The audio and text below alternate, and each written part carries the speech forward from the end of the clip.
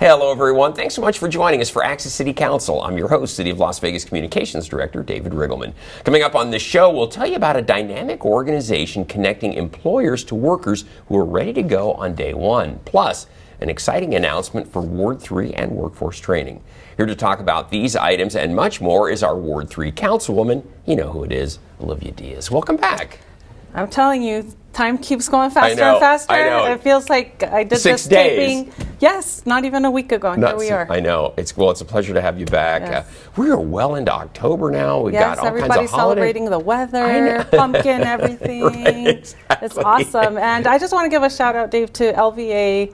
This last Friday, they had a choir performance, the very first of the season, and there was no power in the theater, and the show continued. So see, how about that? I just want to Show must go on. Yay to the principals and those choir teachers for showing the students that we can overcome everything. I know it was challenging because it was pitch dark everywhere in the theater, and our cell phone light saved all of us. See, there you go. You got to have that cell phone. And you know someone who's in that choir, do you not? Yes, coincidentally, my son is a freshman in the choir, in the vocal department. Congratulations to him for going to LVA. And surviving that very first challenge. Yeah, exactly. Yeah. That'll be a story he'll tell for a long time. My very first choir concert when I was in high school, we had no power. No power. So, but they made it come off anyway. Good for them. Yes. So, well, Councilwoman, you know Ward 3 so well. It's your area of town that you represent. But for those of you out there not exactly sure where Ward 3 is located, well, don't worry. We're going to show you right on the map. It's basically the east side of the city of Las Vegas, but it also encompasses our downtown area, Arts District, and also Area 15. So you got all the cool stuff is all of a sudden now in Ward 3. A lot of things happening in Ward 3 for sure. It's good stuff. Well, Councilwoman, we have a great show today, packed with good information, especially for those people looking for jobs out there. So up first, an organization connecting employers to workers. It's helped workers get educated, trained, and ready for work on day one. We're honored to welcome the Executive Director of Workforce Connections, Jaime Cruz, with us. And we also have the Deputy Director and Chief Strategy Officer for Workforce Connections, Irene Bustamante Adams. You're probably aware of the fact, too, she actually wears two hats because she's also the President of the Clark County School District's Board of Trustees. So it is great to have you both here. And Councilwoman, they are shortly to be our neighbors. Absolutely. Across from City Hall. Yes, and I would be remiss if I didn't mention that we basically just saw all of Hispanic Heritage Month happen, and it's really truly an honor to have two outstanding Latinos in our community also being here, part of our program, and helping our community every day in terms of workforce and readiness and making sure that people don't remain unemployed, that we do our best to give them the tools to have a job, because we know that that pays dividends as a community. Absolutely. It's one of the fundamental things in life. You've got to have good employment. So. Correct. Well, Councilwoman, again, these folks are going to move into Civic Center. It's coming up very, very quickly here. Yes. The official ribbon cutting is just days away. And Jaime, why don't we start with you? For people that don't know what Workforce Connections does, give us a little primer on how it works. Yeah, basically, David, we connect employers to a ready workforce, and what that means is we have to remove the barriers in between them. So a lot of times, employers, and especially small businesses, which is again why we're so excited to be here at Civic Center now, we will have a American Job Center specifically focused on small businesses, employers here on the second floor of Building B inside the Vegas Chamber. And so what we do is help those small businesses. As you know, they wear multiple hats, those owners. Sometimes they're the cook in the kitchen, they're the chief procurement officer, they do IT. And so we help them with that piece. We say, you just tell us what you need, and we go find it for them. And on the other side, David, we remove all the barriers that those job seekers might have to employment. It could be skill acquisition, it could be transportation, childcare, any other barrier. They might be missing the tools, the uniforms for that job that small business can't provide. And so that's what we do. Very good. It's important work. Irene, how many clients do you serve? How many people are we talking about in the community that Workforce Connections is working with? Well, it varies. It depends on several factors. Sometimes the unemployment rate makes that amount go higher. Yeah. Sometimes when the economy's good, the employment rate goes lower, so it varies. In our one comprehensive center that we have, the traffic flow is about 1,000 a week. So if that gives you any indication, we have 26 locations.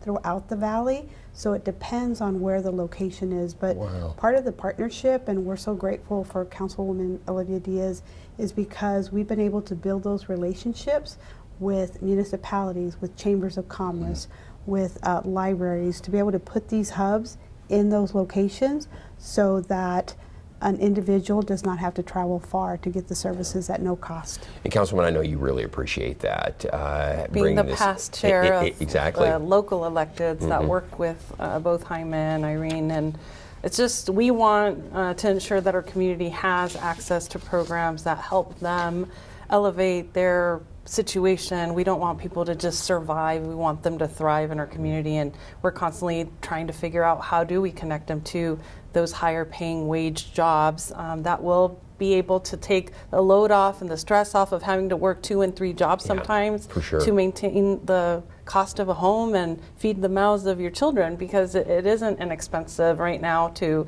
try to have your own home, feed them, clothe them, and make sure that everyone is healthy and well. Yeah, for sure. Councilwoman, so well said. So talk to us about employee envy hubs, because I think that's a so important component of the work that Workforce Connections is in charge of. Thank you, Councilwoman. And yes, the brand, David, that we have statewide is called Employee Envy, as Employee Nevada.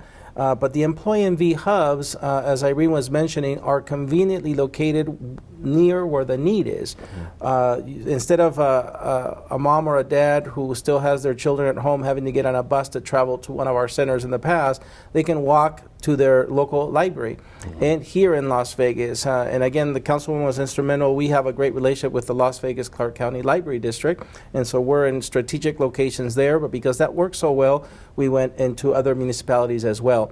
But those storefronts, if you will, is the place where this magic happens. That's where employers walk in, and that's when job seekers walk in to receive the services they need. Jaime, you're reading my mind. I was going to ask you is what's the easiest way to get connected with Workforce Connections? So the libraries obviously is going to be, I mean, they're everywhere. They're everywhere. In Ward 3, we have one on the east side of the East Las Vegas Library. I'm sure that one is soon to come in the soon-to-be open West Las Vegas Library. And so we already have one existing also on the west side, in the historic site there. And so I think that we've done our due diligence to try to save our resources to ensure that all of the monies are going towards the programmatic ends that provide people the training, the education, and the tools, as Jaime mentioned, because sometimes you need boots or you need a certain something, but money's tight and you can't procure that yourself. So that is something that Workforce Connections, through the funding we receive from the federal level, we're able to facilitate for our constituency. And we also have really dynamic youth programs. Irene, do you want to hit on what we're doing for our youth? Sure. So, David, we have several clients. So it's the job seekers and the business owners. But it's but interesting. For the youth, 16 to 24, there are special strategic initiatives to be able to help those individuals. So as a young child, I know Olivia and I share the same story where we got access through summer programs that allowed us to earn money and be able to save for the school year. And so there are specific work-based learning experience, that's what we call them, job shadowing or short experience in the summer that you could gain experience, just a host of things that are available for youth, job shadowing. And so being able to be intentional and strategic to provide those resources for the youth, and it includes a stipend. And as a young adult, you don't, who doesn't want extra money in your pocket to be able to gain the skills that you need to move forward? Irene, is the best way to get connected if you're a young person out there, 16 to 24? How's the best way to get connected with the program? As Jaime was saying, through the libraries or through Employee NV? What's the best way? There's a host of reasons, but yes, your local library, and like Councilwoman was saying, East Las Vegas in her ward is the best way. You can go up and get information, get connected, get a career coach, and then we also have specialty hubs just for youth, like at the West Charleston Library, but adjacent to the CSN campus. But you can access it through all points. It doesn't have to just be a specific youth hub. That's so easy. So, I mean, we're running short on time. tell us some of your favorite success stories with Workforce Connections. I know you've got many, but what are some of the ones that really bubble to the Many, top? David, and we'll give you the URL too, so you can put it here on the show so that people know how to, through a website, access the locations we talked about. One of the things I like to mention is, as the Councilwoman said, these partnerships we built with the libraries, etc., the fact that they don't charge us for rent, it means that we have an additional $1.2 million that we avoid paying for rent and other things to serve more people. And that I can tell you we're proud, because it doesn't happen anywhere else in the nation. Irene and I just came back from D.C., and our peers are trying to replicate the success here. That's wonderful. Yeah, and so I think, but when it comes down to people, David, for me it's always touching to get to meet one of the people, and we get the pleasure. I know Councilwoman and I, we just had a board meeting a month ago, and young people, job seekers come in and tell us how their lives have changed. They say things like, a month ago I was here, but now I am here, thanks to this program. And so that's, I think, the success that keeps us always fired up every day to do the work. And I think the electeds, we're very proud of the out-of-the-box thinking, the collaboration that we do as a region. I think COVID taught us a lot of lessons, but they've earned a lot of honors and a lot of, being lifted in the workforce space at the Workforce Boards Conference. So can you mention some of the accolades you guys have attained? Yeah, there's some national organizations, David, like the U.S. Conference of Mayors Workforce Development Council, the National Association of Workforce Boards, the National Association of Workforce Development Professionals. They've all now recognized the work happening here in Southern Nevada as best practice in the nation. All right, well, congratulations. You two, it is a pleasure to have you on the program. We could talk with these folks literally all day long.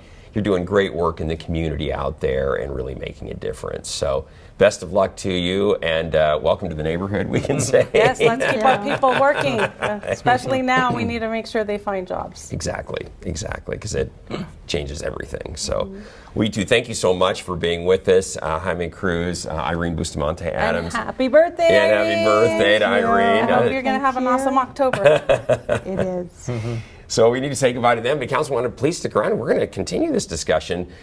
We have to take a quick break, but coming up, training workers for high-paying, in-demand jobs, plus an exciting announcement for Ward 3 and workforce development. It's right after this. Welcome back, everyone. Are you looking to land a high-paying, in-demand job? Who isn't, right? Do you know someone who is out there looking for a job? Well, this segment is for you. The new Westside Education and Training Center will soon train workers for those types of jobs. And joining us is someone who played a major role in making this center a reality. It's the director of the city's Youth Development and Social Initiatives Department. Of course, it's Dr. Tammy Malich. Tammy, welcome to the show. Thank you. How are you? I'm great. Now, Councilwoman, I know that you are excited because the Westside Education Training Center is the blueprint for one that is coming to Ward 3, correct? Correct. And we do want to make the community aware that the Westside Education and Training Center that we endearingly call the WETC. The WETC, exactly. Is open, and a lot of my constituents do access a lot of programming that happens out of Ward 5, and so we're very close in terms of boundaries and proximity. Sometimes it's less than a mile away for folks. So I just want to make sure that they know that WETC is open and the partnership with CSN is underway and the workforce training is happening. So we don't need to wait until the replica comes to Eastside, but we're People really, can take advantage we're now, really right? excited. And so I would like Dr. Malich to kind of expand on what is currently happening and what are the offerings out of the WETC before we talk about the new future to come for the East Side. Well, jump in, Great. Tammy. Thanks. So on August 27th, we ribbon cut the WETC. Official opening. Classes started October 1, so classes are going on right now. The model is a unique one. Thank you to CSN and their former president, Dr. Zaragoza, brought a model here that is really unique. It allows folks to access high school equivalency as well as short-term stackable credential programs in high-demand, high-wage jobs. It includes IT work fields, construction trades, advanced manufacturing, and healthcare. And so individuals can enroll and they can finish their high school equivalency if they don't already have a high school diploma. And through the Ability to Benefit program, they can take 2 college classes simultaneously at no cost. And the idea, Tammy, is to prepare them to land jobs specifically in those fields, right? Yes, and the jobs, the opportunities right now that exist, individuals can train in as few as 8 weeks for a job field like community health worker, or 14 weeks for a job like a dialysis technician. Wow. So they're short term for folks that need to continue paying the bills, feeding a family, taking care of little ones, what have you.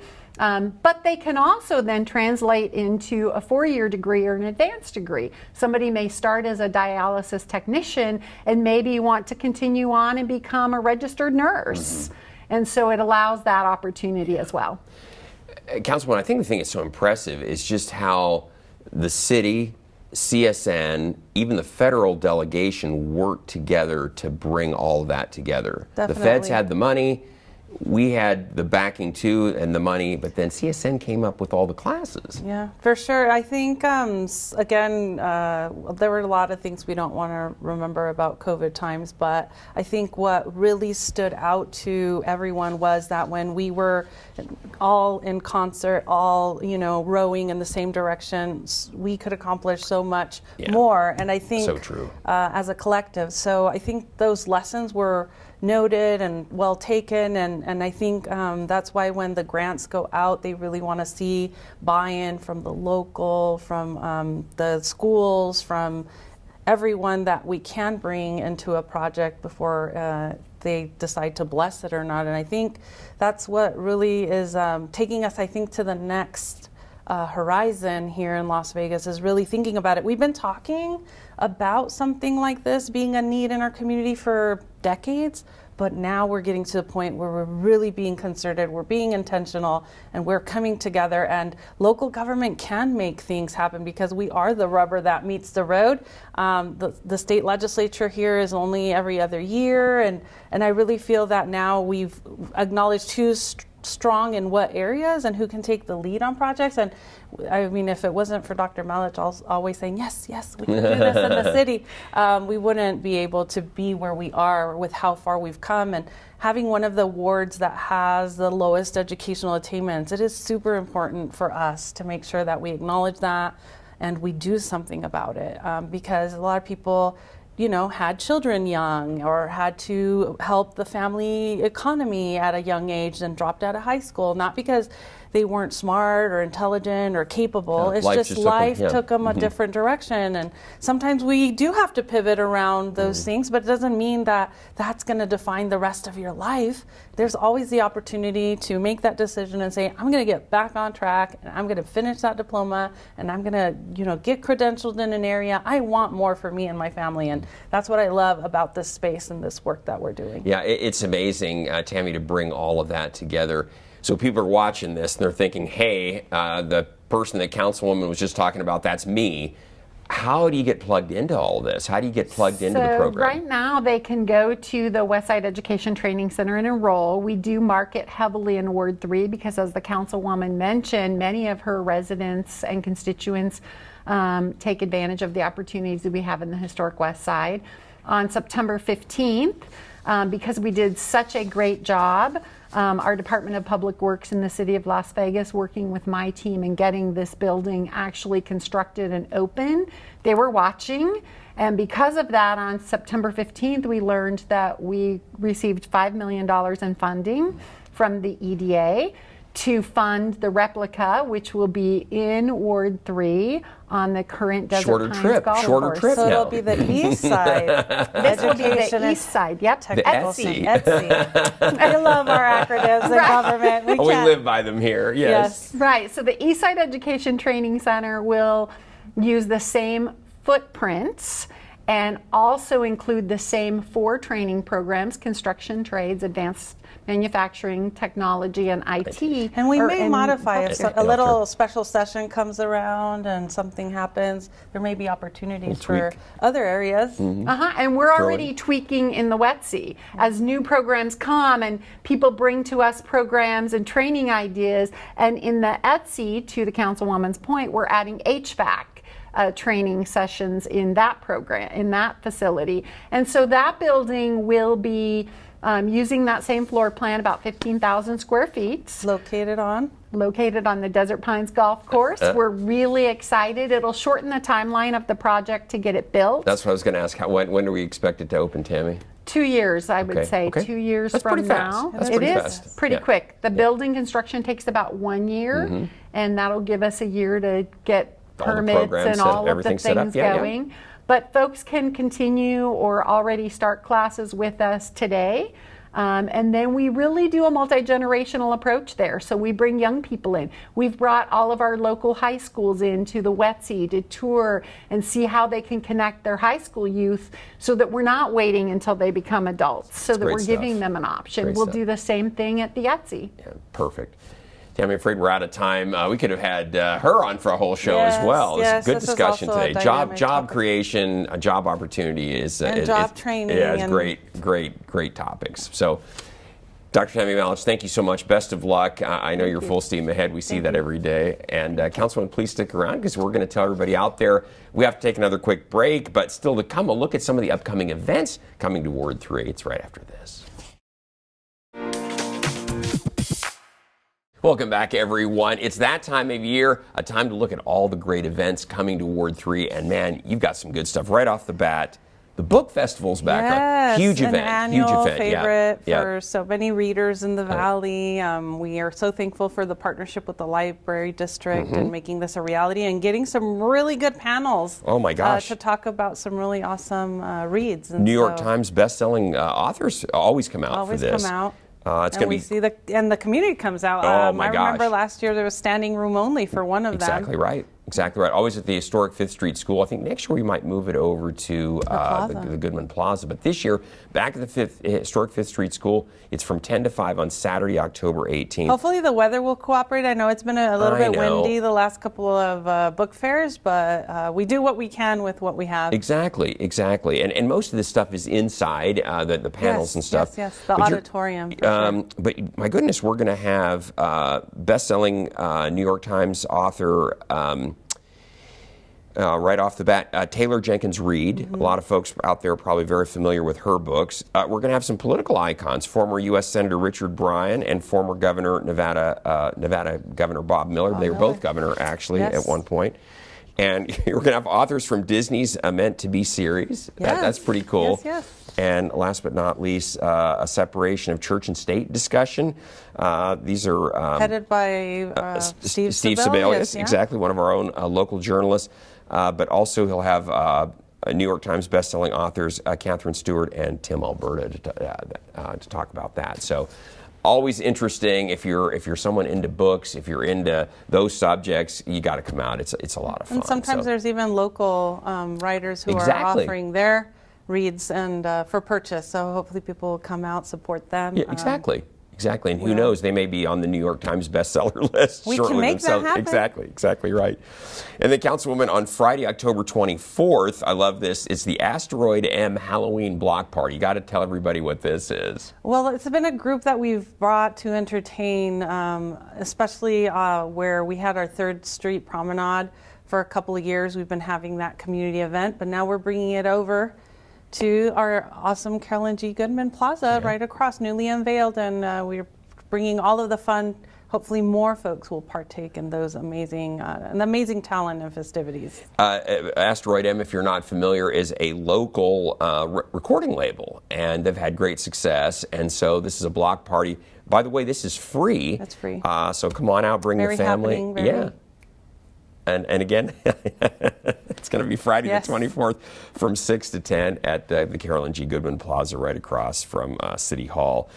And then in that same vein, we've got the Fall Festival out at East Las Vegas Community Center. Yes. This is a tradition out there. This will be the 30th of October from 5 to 8. Tell everybody about this, Councilwoman. So the Fall Festival is definitely a time that we try to bring all of the community in, and this year, actually, the kiddos get Halloween off, which is going to make a lot of teachers happy because they don't have to deal with the sugared up students in their classrooms, but we try to bring something like a pumpkin patch concept to the east side at the East Las Vegas Community Center. So we set up bales of hay for picture taking. That's nice. Set up, we bring a train for rides for the little ones. We have competitions for costumes here and there, and we hand out the candy. We used to have the trunk or treat, but we just felt like it was more inviting to the families to have them come in and have an awesome time. And a lot of community partners come and offer their services and goodies too. So that's going to be Thursday, October 30th from 5 to 8 out at the East Las Vegas Community Center. And then right around the corner from that is always El Dia de los Muertos, and that's going to be a festival on Saturday, November 1st at Carolyn G. Goodman All Plaza. Saints Day, by the way. All Saints Day, exactly. And so that's become a staple. We're basically transitioning it from Sammy Davis Jr. Plaza. Yes. That's where our cultural affairs team has programmed it in the past, but now we're transitioning over here. Hopefully it'll be lovely. It'll probably have ofrendas. It'll just have a lot of goodies that we all look forward to. Maybe, I don't know if Catrinas are in the making, where people dressed as the skeletons will come out, but I'm sure our cultural affairs team is putting together some really awesome programming for it. It'll be great. They always are. And again, that's a free event. Again, that's going to be on Saturday, November 1st from 3 to 9, 3 in the afternoon to 9 at night at the Carolyn G. Goodman Plaza right across from City Hall. And last but not least, if we're going from El Dia de los Muertos, Thanksgiving is right around the corner, and you Halloween. have your. I know. You have your senior luncheon. Yes, we're already putting the word out for people to look out to sign up to come to our senior luncheon out of East Las Vegas Community Center. Everyone has a lovely time. We bring the trimmings of a feast. Yeah. The food has been amazing these last couple of years. And we also have a DJ, and then after they eat, they get to dance and exercise for a little bit. Burn off some of those calories. That's good. Yes, absolutely. And it's early enough that we can be active. So it's noon to 2 on Friday, November 21st. But we do like folks to pre-register for please, it, so we please know. RSVP. Yeah. So just reach out to the community center, and we'll put you on the list. Yeah, and we'll give you those contact numbers before the end of the program here. But yes. Please RSVP if you're interested in coming out, so that there's enough food and chairs and everything for everybody that comes out. Correct. So, well, Councilwoman, great show. We really packed it in there today. Yeah, there's a lot coming. I know, Fast a lot and going furious. on. You got a lot doing in your ward there. You know, the weather's nicer, so we kick it up a few notches. Exactly right. Exactly. It's what we do here, especially in October in Las Vegas. Folks, we always want to hear from you. So if there's something you'd like to share with Councilwoman Diaz, you can give her a call. The number is 702-229-4623, or send her an email. The address is ward3@lasvegasnevada.gov. You can also visit the Ward 3 website for the latest information. And don't miss our next show beginning on October 23rd with Ward 4 Councilwoman Francis Allen Polensky. City of Las Vegas TV is streaming now. You can catch all of our shows on YouTube at City of Las Vegas TV. And you can also watch online at lasvegasnevada.gov/connect.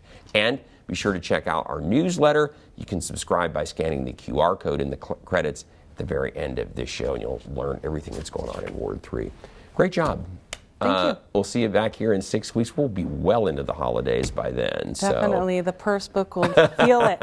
Exactly. Comes around this time of year. Well done. Good show. We'll see you back in 6 weeks. And folks, we hope to see you back again. Thanks again for watching, and we will see you next time around.